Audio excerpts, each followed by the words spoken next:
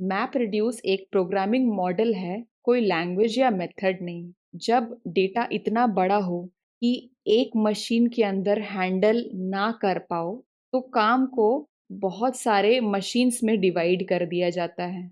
हर machine अपना छोटा छोटा हिस्सा प्रोसेस करता है, एंड में सारे रिजल्ट्स को कंबाइन कर दिया जाता है।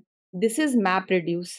पहले मैपिंग कर दो, सबको आधा आधा काम अलॉट कर दो, सबने अपना अपना काम कर दिया, उसके बाद सबको रिड्यूस या फिर कंबाइन कर लो। एक एनालॉजी लो, 100 पेजेस की बुक है और 100 स्टूडेंट्स हैं। हर स्टूडेंट एक पेज में शार्क्स काउंट कर रहा है, number of sharks as text. तो एंड में सबने जितना जितना काउंट किया अपने पेज के लिए, उसको कंबाइन कर देंगे, दैट विल बी रिड्यूस्ड।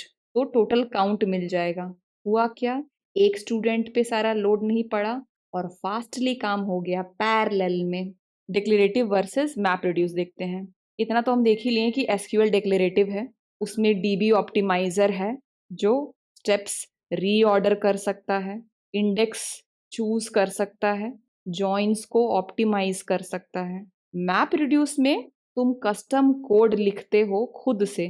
तो जब तुमने कस्टम कोड लिख दिया मैप के लिए, रिड्यूस के लिए, तो तुमने डिफाइन कर दिया कि कैसे करना है। तो यहाँ पे ऑप्टिमाइजर को ज्यादा चांस नहीं मिला। ऑप्टिमाइजर को कब चांस मिलता है, जब तुम डिक्लेरेटिव स्टेटमेंट लिखते हो। बट ये तो थोड़ा सा इम्परेटिव हो गया ना, तुमने स्टेप्स बता दिया, ये करो उसके बाद ये करो। तो जब तुम इम्परेटिव थोड़ा सा कर देते हो, तो ऑप्टिमाइजर को कम चांस मिलता है अपने तरफ से ऑप्टिमाइज करने का। एग्जाम्पल देखो इस डेटा में, how will you find total sharks in December 1995। Total count करना है। एसक्यूएल अप्रोच से ये क्वेरी लगेगी। क्वेरी समझते हैं। डेट रंक, इसका मतलब डेट को मंथ के बकेट में डाल दो। यहाँ दिसंबर एक बकेट हो गया, तो जितने भी डेट्स है मेरे पास, दिसंबर 25 1995, दिसंबर 12, दिसंबर 1, नवंबर 16, सबको मंथ के हिसाब से बकेट मिल जाएगा। एक बनेगा नवंबर का बकेट, एक बनेगा दिसंबर का। दिसंबर 25 12 01 इसमें जाएगा इस बकेट में, नवंबर 16 3 इस बकेट में जाएगा। ओके। और उस बकेट पे सम करते जाओ टोटल एनिमल्स। मतलब दिसंबर में क्या क्या हो रहा है, 3 शार्क हैं, 4 शार्क हैं, 10 डॉल्फिन है। बट क्योंकि कंडीशन लिखा हुआ है फैमिली इक्वल्स टू शार्क्स, तो बस दिसंबर बकेट में 3 और 4 गया, 10 नहीं जाएगा, बस शार्क लेना था। और ग्रुप बाय ऑब्जर्वेशन मंथ, मतलब रिजल्ट इस तरह का बनेगा, दिसंबर बकेट में 7, नवंबर में एक्चुअली 0, क्योंकि कोई भी नवंबर में शार्क नहीं है। तो मुझे ये रिजल्ट मिला, तो दिसंबर का तो मिल ही गया। ये था शॉर्ट प्लस डिक्लेरेटिव। अब मोंगो डीबी का मैप रिड्यूस अप्रोच देखते हैं। पहले मोंगो मैप रिड्यूस ही यूज करता था फॉर ग्रुपिंग या एग्रीगेशन, जो कि एसक्यूएल ऑलरेडी अचीव कर चुका था थ्रू इट्स नॉर्मल क्वेरी, बिना मैप रिड्यूस यूज किए हुए। मोंगो बेसिक्स देखो थोड़ा सा, पहले भी देखा है फिर से देख लो। मोंगो एक डॉक्यूमेंट डीबी है। डॉक्यूमेंट डीबी एक तरह का नो एसक्यूएल डेटाबेस है। एक document in Mongo dB is one record stored like Jason object. जैसे एक रो होता है एक टेबल में, वैसे एक डॉक्यूमेंट होता है एक कलेक्शन में। मतलब एक कलेक्शन में बहुत सारे डॉक्यूमेंट्स हो सकते हैं, लाइक मल्टीपल रोज। कंपैरिजन कर लो, table is equal to collection in Mongo, row equals to document in Mongo, column equals to field in Mongo. इसका स्कीमा डिफाइंड और फिक्स्ड होता है, इसका स्कीमा फ्लेक्सिबल होता है, स्कीमा लेस होता है। एसक्यूएल में हम स्कीमा डिफाइन करते हैं कैसे, बाय क्रिएट टेबल। ये क्वेरी चलाते हैं ना। मोंगो जो एक नो एसक्यूएल डेटाबेस है, ये फ्लेक्सिबल है, इसमें कोई स्कीमा का रेस्ट्रिक्शन नहीं है। और नो एसक्यूएल में ये वाला डेटा कुछ इस तरह से होगा, family sharks, number of animals 3, date. ये एक डॉक्यूमेंट है, एक रो एक डॉक्यूमेंट बना, दूसरा रो दूसरा डॉक्यूमेंट बना, तीसरा रो तीसरा डॉक्यूमेंट बना। तो to achieve how you will find total sharks in December 1995, इसके लिए क्वेरी होगा ये। समझते हैं step by step. Query family colon sharks, ये एक फिल्टर है। बोले तो डॉल्फिन्स पे ये मैप फंक्शन नहीं रन होगा, सिर्फ शार्क्स पे रन होगा। देखो, मोंगो के पास पहले एग्रीगेशन करने का कुछ था नहीं, मैप रिड्यूस एक्सप्लिसिटली या एक्सटर्नली यूज कर रहा है। मैप फंक्शन बनाया हमने, उसमें लॉजिक डाल रहे हैं कि फिल्टर करो, बस शार्क्स रखो, उसी पे ये मैप फंक्शन चलाओ, और ये मैप फंक्शन रन करेगा हर मैचिंग डॉक्यूमेंट पे। मतलब 3 डॉक्यूमेंट था ना, एक डॉक्यूमेंट में शार्क था, दूसरे में शार्क था, तीसरे में डॉल्फिन था। तो फिल्टर हो रहा है क्वेरी से, तो बस ये डॉक्यूमेंट पिकअप होगा, ये डॉक्यूमेंट मतलब डॉक्यूमेंट 1 और डॉक्यूमेंट 2 पिकअप होगा, और उसमें जो यहाँ पे लॉजिक लिखा हुआ है वो रन करेगा। ठीक है, तो ये हो रहा है मैप फंक्शन के थ्रू। उसने फिल्टर कर लिया ये दोनों डॉक्यूमेंट्स, अब इस 2 डॉक्यूमेंट पे क्या काम करना है ये समझते हैं। इससे ईयर फाइंड आउट हुआ, इस लाइन से मंथ फाइंड आउट हुआ। अब देखो, जीरो बेस्ड इंडेक्सिंग होता है इसीलिए +1 है, और लास्ट में क्या करना है, एमिट करो ये की, ये वैल्यू। मतलब की किस तरह का बनेगा, 1995-12 कॉमा नंबर ऑफ एलिमेंट्स। पहले रिकॉर्ड में या पहले डॉक्यूमेंट में था 3 शार्क्स, दूसरे में था 4 शार्क, हाँ ना, या 3 शार्क दूसरे में 4 शार्क। ठीक है, तो मैप करेगा, पहले डॉक्यूमेंट से इसको मिलेगा ये, दूसरे डॉक्यूमेंट से मिलेगा 1995 12,4। देखो यहाँ भी बकेट बन रहा है एसक्यूएल जैसा, हमने की को खुद डिफाइन किया यहाँ पे, इस फॉर्मेट का की होना चाहिए। अब मैप तो हर डॉक्यूमेंट पे चलेगा, जब मैप हो जाएगा उसके बाद रिड्यूस चलाना है। रिड्यूस में क्या हो रहा है कि मैप ने जो एमिट किया, क्या एमिट किया, ये 2 चीजें, इस पे तुम रिड्यूस चलाओ। तो रिड्यूस कुछ इस तरह चलेगा, रिड्यूस 1995,12,3,4। देखो की तो सेम है ना, की सेम है, तो उसको लिस्ट ऑफ वैल्यूज बन गया। और फाइनल रिपोर्ट किस तरह देना है, आउटपुट करना है मंथली शार्क रिपोर्ट, जिसमें रहेगा एरेज डॉट सम वैल्यू। ठीक है, जो वैल्यूज आया उसको देखो एरे में इसने लिया, एरे में चला गया, उसके बाद आउटपुट करना है in form of this name, मतलब नाम होगा मंथली शार्क रिपोर्ट, और उसकी आईडी होगी ये की 1995-12, और वैल्यू होगा 7। क्यों, यहाँ लिखा हुआ एरेज डॉट सम, बता दिए क्या करना है उस एरे के साथ। एसक्यूएल प्रिंट करता है, मैप रिड्यूस रिपोर्ट स्टोर करता है। अब देखो, मैप रिड्यूस ये नहीं कहता है कि तुम हमेशा मैप रिड्यूस यूज करो या फिर मैप रिड्यूस एसक्यूएल से बेटर है। ये कह रहा है कि अर्ली नो एसक्यूएल डेज में एसक्यूएल जैसा फीचर्स नहीं था, तो मैप रिड्यूस बस एक वर्क अराउंड था। जैसे जैसे नीड्स बढ़ी, like filtering, grouping, aggregation, no SQL systems ने भी एसक्यूएल लाइक फीचर्स को खुद में ऐड कर लिया है, हम देखेंगे इस वीडियो में। तो you can say NoSQL may accidentally reinvent SQL in disguise। Map reduce imperative है या डिक्लेरेटिव? SQL बोलता है तुमको क्या चाहिए वो बताओ, व्हाट अपना बताओ। इम्परेटिव कोड में हम बताते हैं how to do, step by step. तो मैप रिड्यूस के लिए मैप का कोड लिखा तुमने, रिड्यूस का कोड लिखा तुमने, बट बस तुमने ये फंक्शन, प्योर फंक्शन दिया। अब ये फ्रेमवर्क, मैप रिड्यूस फ्रेमवर्क पे रन करता है। फ्रेमवर्क डिसाइड करेगा कि अगर मेरे पास 16 मशीन्स अलॉटेड हैं तो उसमें से कौन से मशीन में कौन सा पार्ट रन होगा, कब रन होगा। लेट्स से अगर तुम MongoDB पे, MongoDB एज फ्रेमवर्क पे मैप रिड्यूस चला रहे हो, तो वो मोंगो डिसाइड करेगा कि बिहाइंड द सीन्स उसके जो मशीन्स हैं उसमें कौन से मशीन में कौन सा पार्ट चलेगा। तुम नहीं डिसाइड कर रहे हो, तुमने बस प्योर फंक्शन बता दिया। ठीक है, एसक्यूएल जैसा तो नहीं हो पाया कि एसक्यूएल ऑप्टिमाइजर को बस मैंने अपना वॉट दे दिया और वो पूरा अपनी तरह से सोचे। यहाँ पे हमने थोड़ी चीजें बताई कि मैप कैसे करना है, रिड्यूस कैसे करना है, लेकिन कब चलाना है, किस पे चलाना है, रिट्राई, ये सारी चीजें मैंने नहीं बताया।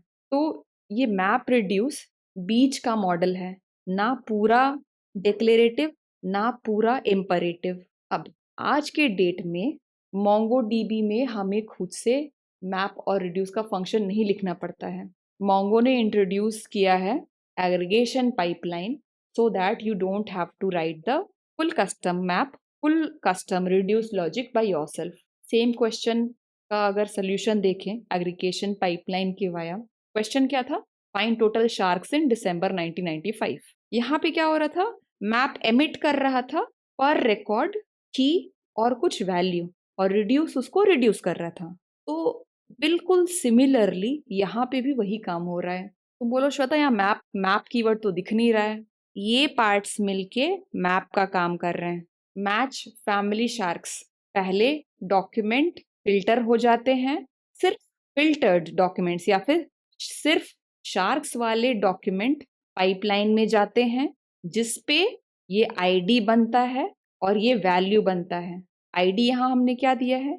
ईयर निकालो ऑब्जर्वेशन टाइम स्टैम्प से, मंथ निकालो ऑब्जर्वेशन टाइम स्टैम्प से। यहाँ पे क्या था ना, आईडी का फॉर्मेट मैंने बता दिया था, ईयर प्लस हाइफन मंथ।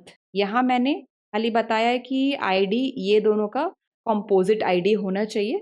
अब बीच में हाइफन लगाना है या क्या लगाना है ये तुम देख लो, बट ये भी उसी तरह हाइफन ही लगाता है। मैंने दिया नहीं हाइफन बीच में लगाने का, ये खुद ही कर रहा है, ठीक है। बट बता दिया मैंने कि आईडी इस तरह से बनेगी, पहले ईयर रहेगा, फिर किसी तरह से मंथ रखो 12, ये बीच में अगर हाइफन लगा देता है खुद से तो ये बन गया की। और इसका वैल्यू में क्या है? Total animals, sum animals.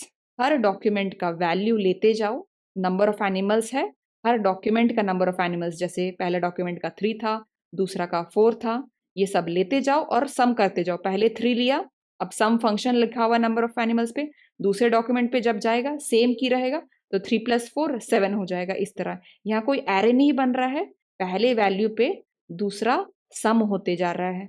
हुआ सेम ही चीज, तुमको उतना लंबा चौड़ा लिखना नहीं पड़ा।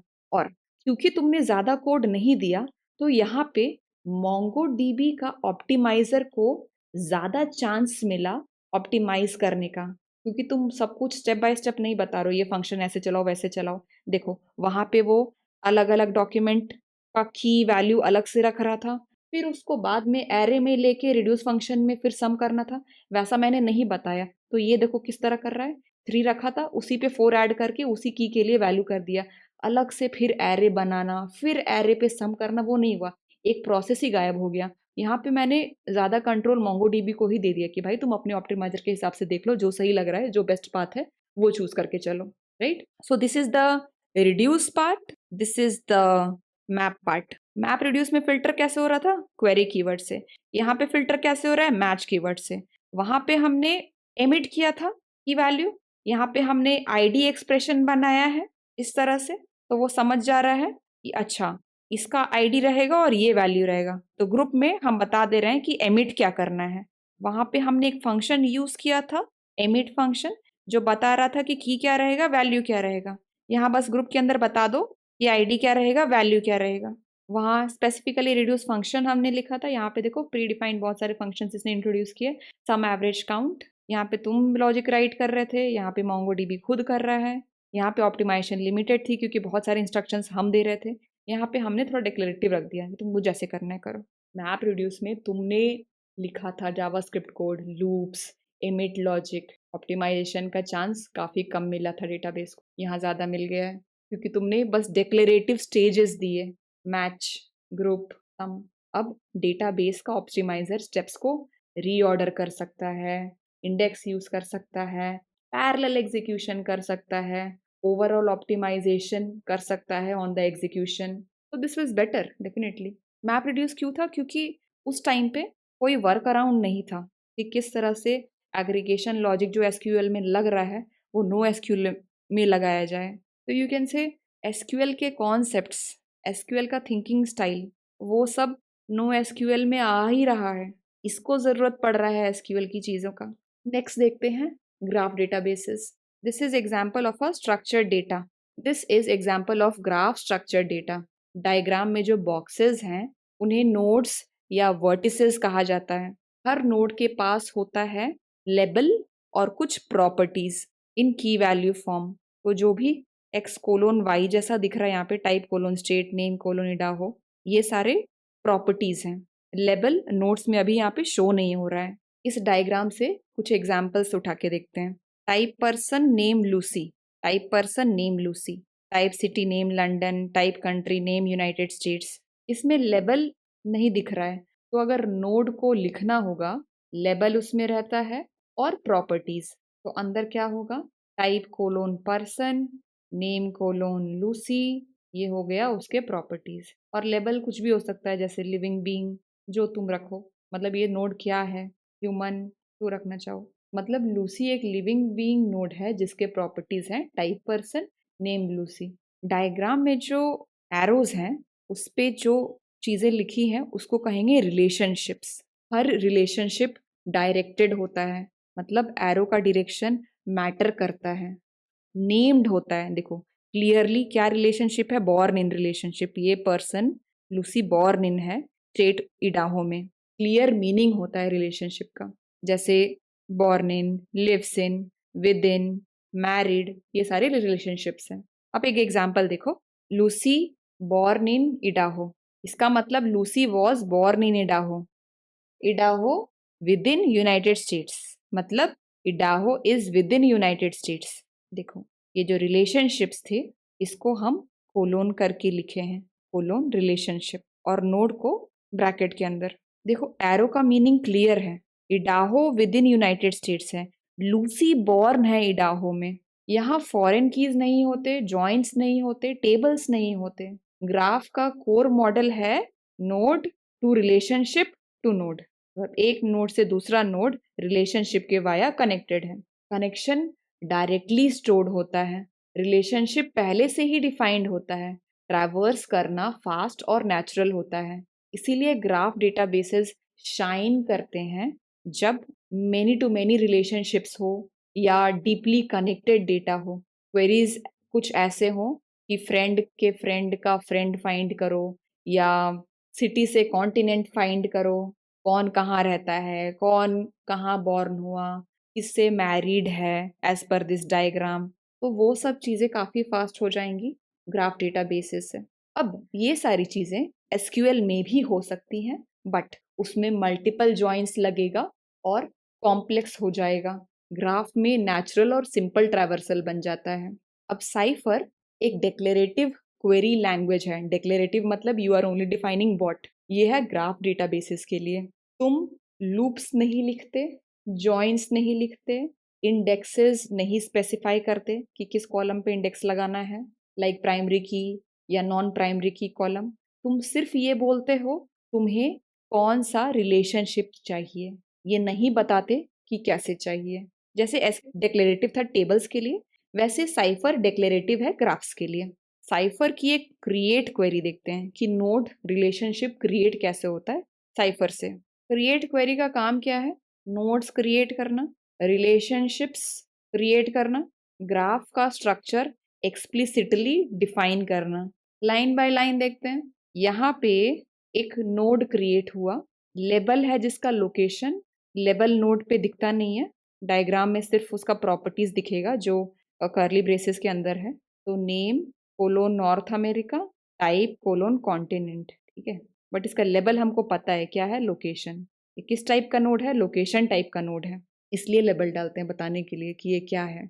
अब तुम बोलो कि नॉर्थ अमेरिका क्या है, फिर नॉर्थ अमेरिका बस एक टेम्प्रोरी वेरिएबल नेम है, ना लेबल है और ना ही ये प्रॉपर्टी है। समझते हैं, अगर तुम लिखते हो person p equals to new person Lucy, तो ये जो पी वेरिएबल है ये हो गया नॉर्थ अमेरिका वेरिएबल, ठीक है। ये बस टेम्प्रोरी वेरिएबल है, एक्चुअल डेटा ये होता है। उसी तरह एक्चुअल डेटा यहाँ पे लेबल और प्रॉपर्टीज होते हैं, ये सिर्फ टेम्प्रोरी वेरिएबल नेम है जो कि डेटाबेस पे सेव नहीं होता है। इडाहो में लोकेशन लेबल है और ये सारे प्रॉपर्टीज हैं। लूसी में पर्सन लेबल है, ये प्रॉपर्टीज हैं। और देखो अब हम रिलेशनशिप डिफाइन कर रहे हैं। इडाहो यूएसए के अंदर है, यूएसए नॉर्थ अमेरिका के अंदर आता है, लूसी बॉर्न हुई इडाहो में। तो देखो ग्राफ ऑटो डिटेक्ट नहीं करता है स्ट्रक्चर या रिलेशनशिप, तुम खुद डिफाइन करते हो कौन सा नोड, कौन सा रिलेशनशिप, किस डायरेक्शन में। ग्राफ एक एक्सप्लिसिट स्ट्रक्चर होता है जो तुम खुद डिफाइन करते हो। देखो क्या क्या स्टोर होता है, नॉर्थ अमेरिका वेरिएबल है वो स्टोर नहीं होता है, टेबल सेव होता है, प्रॉपर्टीज सेव होता है इन ग्राफ डेटाबेसेस। एग्जाम्पल हमने देख लिया कि बस ये पार्ट स्टोर होगा डेटाबेस में। अब देखो एसक्यूएल को जब हम क्वेरी चलाते हैं उसमें कहीं कहीं पे वेरिएबल्स डिफाइन करते हैं ना, सी, कॉन्ट, ये सारे वेरिएबल्स हैं। ये डेटाबेस रोज में स्टोर नहीं होता है, सी और कॉन्ट। सेम कॉन्सेप्ट है साइफर में, वो जो नॉर्थ अमेरिका हमने देखा था, एक वेरिएबल बना के रखते हैं जो कि डेटाबेस में स्टोर नहीं होता है। क्रिएट वर्सेस मर्ज थोड़ा समझते हैं। ये सारे फंक्शंस हैं साइफर में। अगर तुमने ये क्रिएट क्वेरी लिखा तो एक नोड क्रिएट हो गया, और सेम क्वेरी अगर तुमने एक बार और चलाया तो 2 बार लूसी नोड क्रिएट हो जाएगा। बट मर्ज में क्या होता है, क्रिएट तभी होगा अगर वो नोड पहले से एग्जिस्ट नहीं करता है। सेम चीज को चलाओ तुम 2 बार, बट नोड एक ही क्रिएट होगा। तो रियल सिस्टम्स में मर्ज ज्यादा सेफ होता है। एक क्वेश्चन देखते हैं ग्राफ डेटाबेसेस के लिए। फाइंड ऑल पीपल हु ई migrated from United States to Europe. मतलब बॉर्न हुए इन यूनाइटेड स्टेट्स, अभी रह रहे हैं इन यूरोप। एसक्यूएल में मल्टीपल जॉइंस लगेगा, रिकर्सिव जॉइंस फॉर ज्योग्राफी लगेगा, कॉम्प्लेक्स होगा। बट ग्राफ में ये बिल्कुल नेचुरल ट्रैवर्सल होता है। इसका solution in terms of Cypher query ये है। मैच मतलब पैटर्न मैचिंग, ये एक कीवर्ड है साइफर में। इसका मतलब ग्राफ में ऐसा शेप ढूंढो या ऐसा पैटर्न मैच करो। जैसे वेयर क्लॉज होता है ना, वे select star from table name where, वही है मैच। तो पहला पैटर्न है फाइंड करो who were born in United States. दूसरा पैटर्न है who are living in Europe now. तो देखो वही चीज मैच करने का कोशिश कर रहे हैं ये। समझते हैं। पहले कोई भी person node born in US location name United states, यहाँ पे बॉर्न है विद इन 0 मतलब 0 या ज्यादा हॉप्स, मतलब रिकर्शन होते हुए भी अगर तुम किसी तरह से पहुंच सको यूएस यूनाइटेड स्टेट्स लोकेशन पे, देन ये कंडीशन मैच हो जाएगी। विद इन स्टार 0 मतलब 0 या मोर हॉप्स। जैसे हमने स्टेट और सिटी वाला देखा था ना, सियाटल है वॉशिंगटन में, वॉशिंगटन है यूएसए में। तो अगर अभी तुम्हारा मान लो ग्राफ डेटाबेस में सियाटल में तुम्हारा रखा हुआ है, और सियाटल एनी हाउ अगर यूएसए के अंदर आता है, एक दो दो हॉप के अंदर, तो ये क्वेरी मैच कर जाएगा। ठीक है, अगर तुम्हारा इस तरह का नोड बना हुआ है तो ये मैच करेगा।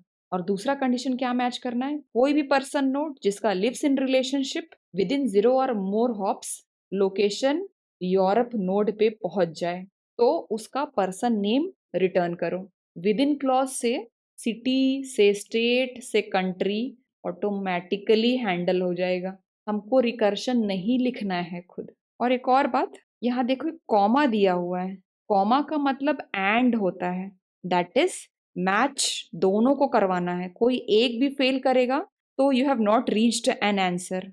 If name equals to Shweta and address equals to Bangalore, तो ये जो एंड क्लॉज है वही है यहाँ पे कॉमा। तो दोनों अगर मैच करेगा then you have got an answer. तो अगर एंड मैच कर गया मतलब पर्सन बॉर्न इन यूएस भी है और लिव्स इन यूरोप भी है, तो रिटर्न कर दो पर्सन डॉट नेम। ये रियली पावरफुल है। एसक्यूएल में ढेर सारे जॉइंस होते, एक बड़ा कॉम्प्लेक्स क्वेरी होता। साइफर में तुमने शेप डिस्क्राइब कर दिया, डेटाबेस ट्रैवर्सल खुद डिसाइड कर रहा है, तुम नहीं कर रहे हो। ऑप्टिमाइजर अपना बेस्ट पाथ चूज करेगा, और यहाँ पे ऑप्टिमाइजर को पूरा पूरा चांस मिल रहा है बेस्ट पाथ चूज करने का। तुम इम्परेटिवली कुछ डिफाइन नहीं करो, ये पूरा डिक्लेरेटिव है। एसक्यूएल का क्वेरी इसके लिए कुछ इस तरह का होगा, 1 2 3 4 5 6 7 8 9 10 11 12 13 14 15 16 17 18 19 20 21 22 23 24 25 26 27 28 29। एज यू कैन सी ये बहुत बड़ा क्वेरी हो जाएगा। इसको मैं एक्सप्लेन भी नहीं करना चाहूंगी। मतलब एसक्यूएल एक्सप्रेस कर सकता है ग्राफ क्वेरीज, लेकिन क्वेरीज बहुत बड़ी हो जाएंगी, कॉम्प्लेक्स हो जाएंगी, बहुत ज्वाइंस होंगे। हमारे लिए वो पेन होगा टू अंडरस्टैंड दैट। हमने डिक्लेरेटिवली बस अपना व्हाट बताया, हाउ उसने खुद कर लिया। ग्राफ के डीबी ऑप्टिमाइजर को पूरा पूरा चांस मिला है due to declarative Cypher query. Comparison करते हैं थोड़ा सा। Relational databases structured tabular data के लिए सही है। डॉक्यूमेंट डेटाबेस बेस्ट है for tree like structure. Tree like structure किसको कहते हैं, इस तरह से कंपनी है, कंपनी में डिपार्टमेंट है, डिपार्टमेंट में एम्प्लॉय है, एम्प्लॉय में एड्रेस है। कंपनी डिपार्टमेंट के अंदर बहुत सारे डिपार्टमेंट्स हो सकते हैं, तो हर डिपार्टमेंट का अपना नाम, अपना आईडी, फिर उसी तरह हर डिपार्टमेंट के अंदर कितने एम्प्लॉयज़ हैं, उनका एड्रेस, उनका नाम। तो इस तरह के डेटा के लिए डॉक्यूमेंट स्ट्रक्चर सही है। Graph is for highly connected data. Graph database में फॉरेन कीज नहीं है, जॉइंट्स नहीं है, रिलेशनशिप्स डायरेक्ट स्टोर होती हैं। अब कुछ ऐसा याद रखो, एसक्यूएल कब? जब सीधा रिलेशनशिप रहे, join A to B then B to C. Cypher कब? फाइंड दिस पाथ शेप, मतलब A1 A2 A3 फिर बी था, मतलब रास्ते में बहुत सारे और भी नोट्स से तब तुम कनेक्ट कर पाए बी पे, और फिर बी टू सी का भी कुछ रास्ता है जाने का। तो अगर तुम्हें ये शेप पता करना है, ठीक है, मतलब more complex than straight things, तो तुम साइफर या फिर ग्राफ डेटाबेसेस के बारे में सोचोगे।